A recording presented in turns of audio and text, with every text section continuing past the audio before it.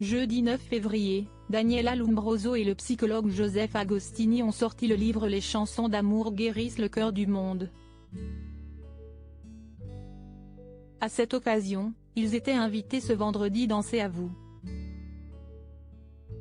Au cours de l'émission, la journaliste est revenue sur son enfance solitaire et sans joie.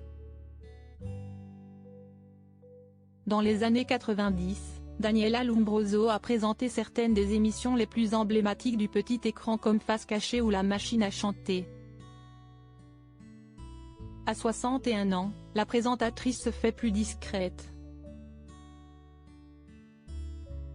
Lors d'un entretien accordé à Closer, vendredi 10 février, elle est notamment revenue sur son absence des écrans de télévision. Avec les réseaux sociaux, la pression de l'apparence est difficile à supporter. Je n'ai plus envie d'être confrontée en permanence au jugement, a-t-elle confié. Mon départ remonte à juste avant le phénomène #MeToo. La révolution féministe n'avait pas eu lieu. La raison qui m'a été donnée était de renouveler les générations. Cela ne concernait pas les animateurs plus âgés, toujours à l'écran, a ajouté la productrice. Désormais, Daniela Lombroso s'épanouit derrière la caméra. J'apprécie l'activité de production qui me permet de faire le show d'une autre façon, de choisir les artistes, les images, les décors, a-t-elle expliqué.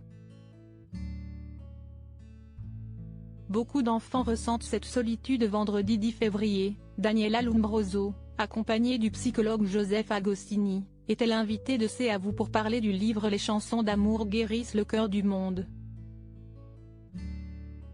Au cours de l'émission, la productrice est revenue sur son enfance solitaire et sans joie. Grâce à la musique, et notamment la chanteuse Barbara, elle est parvenue à trouver une échappatoire. Zaz m'a dit quelque chose que je partage vraiment, c'est que quand on se reconnaît dans une chanson, c'est qu'on est reconnu. Si on est reconnu, c'est qu'on est compris, et si on est comprise, on n'est plus seul. Et en fait, moi, mon enfance était un peu solitaire, mais je crois que beaucoup d'enfants ressentent cette solitude. La chanson et en l'occurrence Barbara et puis d'autres un peu plus tard, m'ont permis de me sentir beaucoup moins seule et d'être reconnue en fait, a-t-elle expliqué. Des confidences touchantes.